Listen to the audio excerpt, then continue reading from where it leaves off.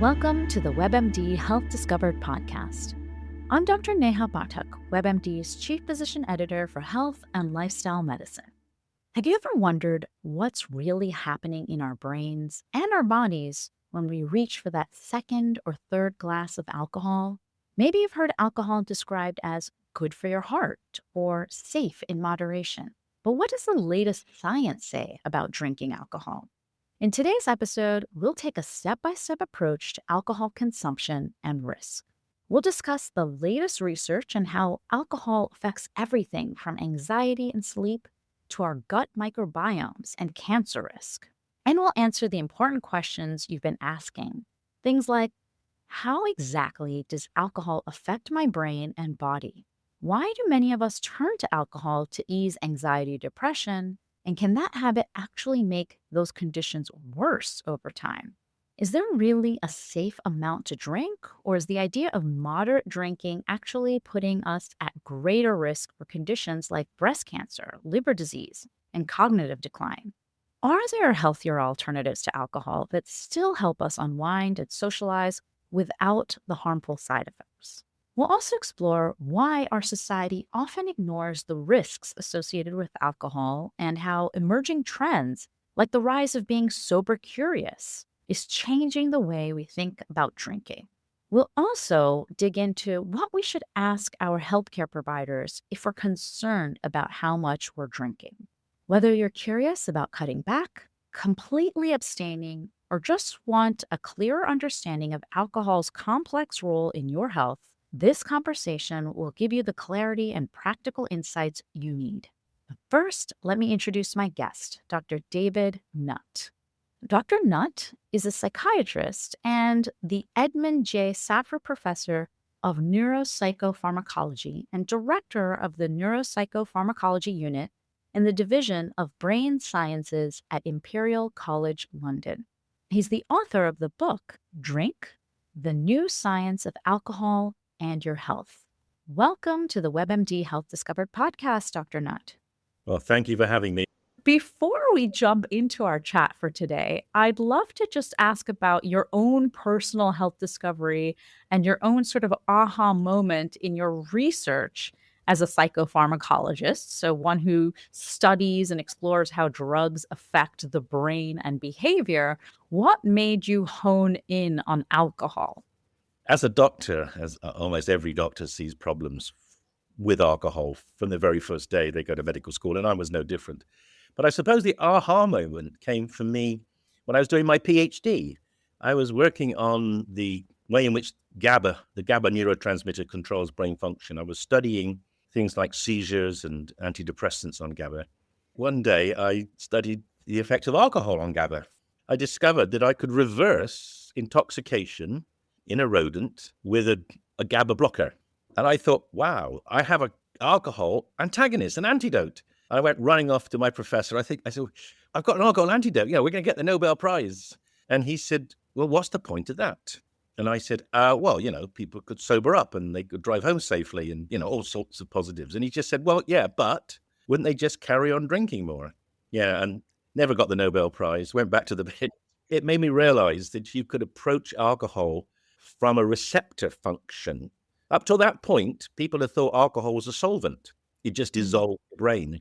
And now we know it very much isn't. Very much, at least in the concentrations that most people get when they're drinking, it's targeting neurotransmitters and receptors. And that gives us the opportunity to intervene and also replace it, which is what I'm trying to do. So you've described alcohol as the most harmful drug in the United Kingdom. And there's a lot of strong scientific evidence, growing scientific evidence about the risks of alcohol. What do you think fuels society's ongoing acceptance of alcohol, despite all of the scientific evidence about its harmful potential? The first thing is we're very familiar with alcohol, and that familiarity breeds contempt, as the sort of English saying goes.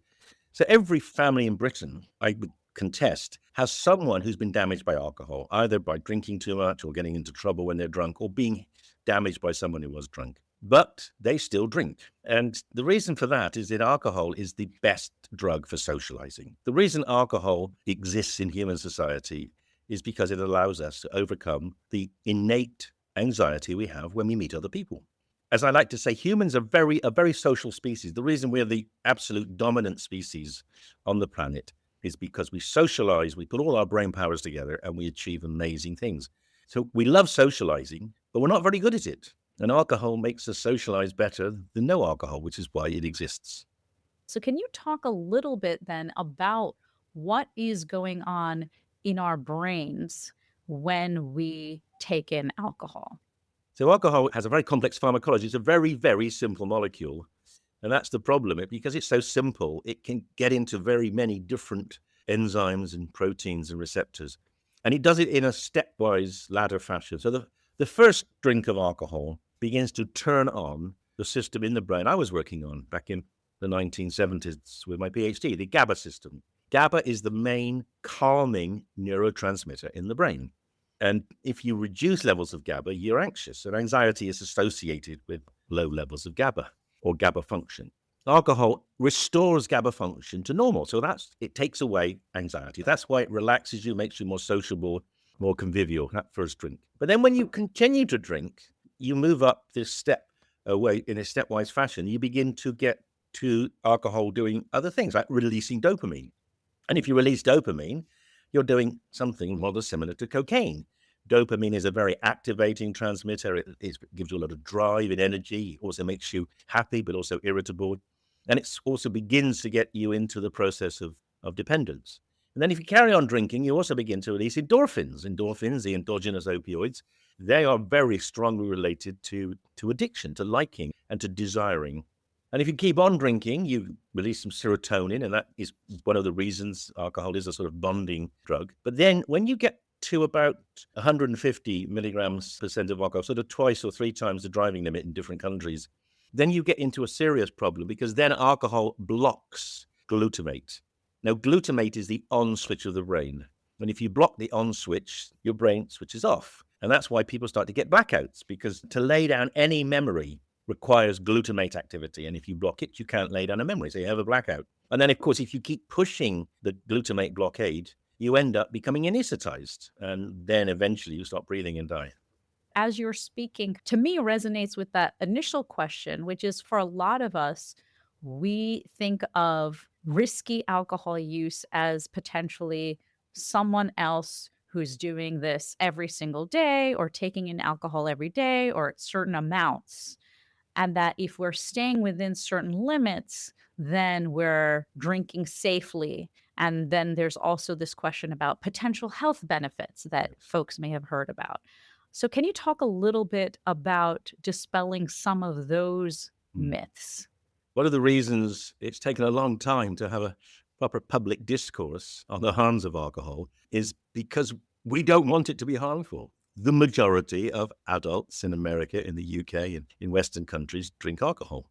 So we don't want it to be harmful. So we're always looking for excuses to believe it's good for us. And one remarkable story that was told, and it's only recently just been properly disowned, is the idea that small amounts of alcohol are good for your cardiovascular system. It's so-called French paradox. If you drink red wine, you have antioxidants in the red wine, and that protects your heart. And there was data supposedly showing a J-shaped curve that, particularly in men over the age of 50, a bit of alcohol reduced cardiovascular risk. Now, we now know that that may be true, but it's only true if you live in Provence. If you live in Belfast or Scotland, alcohol doesn't seem to have any protective effect on the cardiovascular system. In fact, it's very hard to find any evidence that alcohol is helpful on any bodily system. And now that's why countries are beginning to revalidate or essentially dial down their recommendations. In the UK, we recommend no more than 14 units, which is about 160 mils of alcohol, pure absolute alcohol a week. Canada, they've recommended no drinking. And the truth is, if you want to have no risk from anything, you don't do it at all. My take is different, though. My take is that the risks of alcohol to most people are relatively low if they don't drink more than a couple of drinks a day. So, can you help us break down this concept of alcohol and its risks to various medical conditions? Just in the way alcohol has different effects on different transmitters at different doses in the brain, it has different effects on the body in different doses. The risk has become more clear in the last 20 years. hence the Surgeon General's report, hence the Canadian government's revision of guidelines, is that there is a real risk of alcohol and cancer. For instance, alcohol is, I think, the only known causative factor in breast cancer that women can do anything about. If you've got the BRCA gene, then drinking alcohol, almost any level of alcohol, will put you at risk. In fact, if we put alcohol through the safety toxicology testing you'd have to do to make it a food or a medicine, it would fail. The safe maximum recommended limit of alcohol consumption per year is about a medium glass of wine. Now, the reality is, unless you are, I think, very vulnerable to cancer risks, as some women are, most people aren't going to be at risk if they're drinking in the relatively low levels. So, for instance, if you're concerned about liver cirrhosis, liver disease, then a drink a day is very unlikely to cause liver disease. But once you go over 2 drinks a day, then the level goes up. And there's one other aspect we mustn't forget, which is that the problem, as we all know, with alcohol, in some people, that they lose control. And we now know that binge drinking, getting really drunk twice a week, is more damaging to your body and your brain than using the same amount spread out over the week. So less is better, and not binging is better.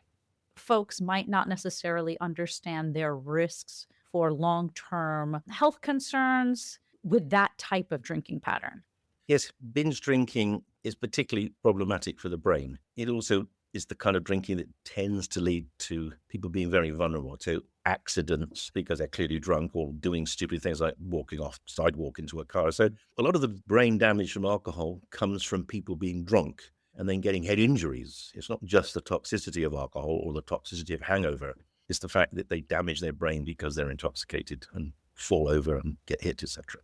Can you talk a little bit about what happens to our mental health if we do start self-medicating with alcohol because we have anxiety or we might have some level of depression? So what's happening in the long term with alcohol? Yes, well, of course, there are 2 main drivers to people becoming alcohol dependent. One of them is having young people, young men often, who've got a genetic vulnerability. Sons of alcoholics have much higher risks of becoming alcoholic. But the majority of people who are alcohol dependent are people who develop alcohol dependence in their 20s and 30s because they're using alcohol to deal with problems such as anxiety, such as depression, such as trauma. We know a lot of veterans who've got PTSD, they turn to alcohol just to numb the memories. And the alcohol does numb, there is no doubt. But the problem is the numbing itself damages your ability to get control of those emotions. And then when you stop drinking, you're going to withdraw and they come back even worse. I mean, withdrawal is a state of hyper-anxiety. For depressed people, withdrawal is often associated with increased depression and the traumatic memories can come back as well. So then you get dependent. You have another trauma. In fact, we've done work on people who are basically alcohol dependent. Very many of them had an initial trauma, but then the traumas that come from drinking and messing up the rest of your life, destroying your family, destroying your relationships, destroying your job, you get a vicious circle of worse trauma. So the message is very clear. Alcohol is not a medicine for any psychiatric disorder. How should we think about counseling people for personalizing this recommendation for their individual risk? Well, I say know your number. People should know some facts about themselves. They should know their weight, they should know their waist circumference, and they should know their blood pressure, and they should know the cholesterol, and they should know how much they drink. And with all those measures, for most people, you should always be trying to reduce them. So know what you're doing and then think about how you can deal with it. Now, and then if you can go 2-3 days a week without any alcohol, that is particularly good because that gives your liver optimal time to recover. So, we've been talking about some of the health harms of alcohol on our physical health, and research shows that alcohol can harm the body in multiple fronts. So, can you talk a little bit about the harms on our gut health, potentially, our fertility, or things that people don't necessarily know so much about? Alcohol, particularly spirits, are not very good for the mouth. They're not very good for the esophagus, the gullet, and they're not very good for the stomach. They tend to damage the lining of the intestines. And when I was training in medicine, drinking and smoking were causing vast numbers of stomach ulcers. We now have, obviously, medicines that can help people reduce that risk, but it's still there as a risk. But the more interesting thing now is we're understanding that alcohol can have a negative effect on the microbiome. And we clearly know that the bugs in your gut, you need a lot of good bugs in your gut. Alcohol can get in the way of the good bugs, but also by eroding, interfering with the stomach line and the small intestine lining, it can also predispose for the absorption of toxins from the bad bugs. And actually, the other thing I could mention is alcohol does suppress immune function. So you've got a sort of double whammy. You're actually making toxins more easily enter the body, and then your immune system is suppressed so that it can't kill them as well. So there's a growing interest in seeing if we can promote the microbiome to protect against the toxicity in people who are drinking. That's some research we're doing ourselves. And in terms of fertility, it's drinking is clearly anti-fertile. So if you want to have children, it's best not to drink when you're trying to conceive. So, for the person who's listening, if they are sort of thinking about their own alcohol use or a loved one's alcohol use, and they want to, at their next appointment with a healthcare professional, talk about reducing their intake, what are some of your suggestions about bringing up this topic and communicating with their healthcare professional that this is something that they're interested in doing? Well, in the UK, it is a measure of necessary competence that people have to be asked about their drinking. So it's usually the other way around. People are denying their drinking rather than presenting and asking. But it's an important question. So I think the answer is to go in, and if you're concerned, specify why you're concerned. So if for instance, one of the most important messages anyone can have is someone saying, you drank too much last night. If someone says that to you, you really should take it on board, because it's a difficult thing to say, particularly from a friend to say it. And if they're concerned about your drinking, you should be concerned. So that would be a way of introducing the concepts. My friends are worried I'm drinking too much. Doctor, can you help me evaluate that?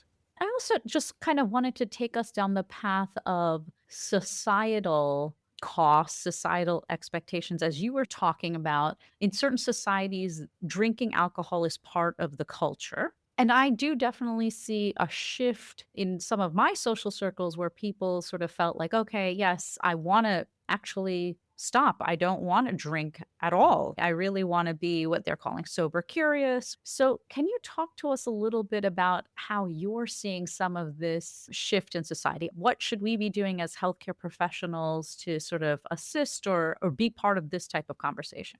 Well, we should be celebrating, particularly that younger people are beginning to turn away from alcohol. And we don't know why that is. And I think there are several factors. One of them is that they're becoming more health conscious. The second is that they're actually not so well off as they were. And alcohol can be quite an expensive way of having fun. And I know we can make functional alternatives, herbal alternatives, which will give people some of that relaxation, that will allow them to socialize without the complications and the potential harms from drinking alcohol. So, can you talk a little bit more about that research? So, tell us a little bit about what you're working on and some of the potential benefits. Well, all my professional career, dating back really to the 1970s when I finished my training in medicine, I've been working in the field of addiction and alcoholism. In the first 20 years, I was trying to find antidotes, as I told you my story. And about 20 years ago, I was working for the British government on a sort of foresight program. How could we use brain science to help people who've got addictions? We had a year's brainstorming, and during that program, I suddenly realized alcohol is far too complicated and promiscuous a drug. We cannot find an antidote to all the effects of alcohol. It's just not possible. And I wonder, well, why don't we just replace it? Why don't we find a small molecule which will do the good things about alcohol, make you sociable and relaxed, and not do all the bad things? And I've been working on that for the last 20 years, and we're making significant progress. So currently, we do have on the market in the UK and in Europe and in America a herbal drink called Sentia, which contains a range of herbs which are known in some countries for centuries to be relaxing. And they work through GABA. They enhance GABA in a similar way to alcohol enhancing GABA. They give you the effect of like half a glass of wine or half a pint of beer. And that's enough for most people. And it relaxes them and doesn't mess with their sleep and they don't get hangovers. So it's become quite popular with people who are trying to minimize the risks of alcohol and particularly minimize hangovers, which is another reason we didn't talk about why young professional people, hangovers really get in the way of your productivity. So if you can avoid that and still have fun, that's a real incentive. So, talk about how alternative GABA enhancers hit you. Well, we call it a GABA spirit. You've got alcohol here. You've got non-alcoholic drinks, which often smell the same as alcohol. You've got gins, which are just water and juniper smell, which give you some of the flavor, but very little of the effect. But in the middle, us and a number of other companies are developing these functional drinks, which give people enough relaxation to really get in a relationship with others, but not enough to get them drunk. And it's an alternative, and some people find it very helpful. And some people deliberately mix the two. They have a glass of alcohol, and then they have a glass of Sentia, then they have, because they know they can be still maintaining the benefits like alcohol without the harms. Thank you so much for being with us today. We've talked with Dr. David Nutt about alcohol consumption and risk. My key takeaways from this discussion are, number one, we have a roadmap of how alcohol affects our brain with each sip, starting with anxiety relief and escalating to dopamine release, endorphin release. And when we consume too much, potential blackouts. There's no clear health benefit for consuming any amount of alcohol.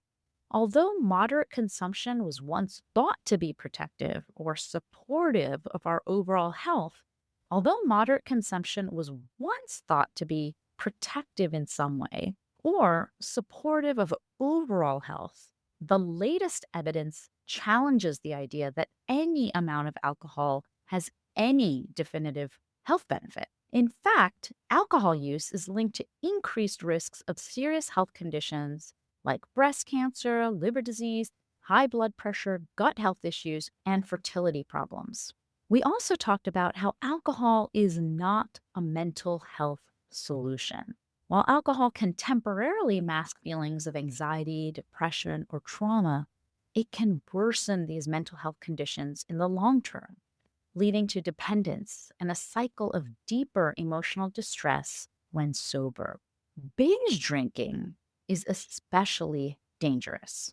Drinking heavily on a single occasion can be more damaging than drinking the same amount spread out over time. Binge drinking patterns raise the likelihood of accidents, head injuries, and acute damage to organs like our liver, as well as contribute to the risk of dependence over time. There are an incredible and growing number of swaps for alcohol when it comes to drinking. From functional alcohol-free beverages to simply limiting intake and spacing out drinking days, there are many ways to reduce alcohol-related harm. Talking openly with your healthcare provider about your concerns is also essential to find healthier ways to manage alcohol consumption. To find out more information about Dr. Nutt and his work, make sure to check out our show notes. Thank you so much for listening. Please take a moment to follow, rate, and review this podcast on your favorite listening platform. If you'd like to send me an email about topics you're interested in or questions for future guests, please send me a note at webmdpodcast@webmd.net. This is Dr. Neha Pathak for the WebMD Health Discovered podcast.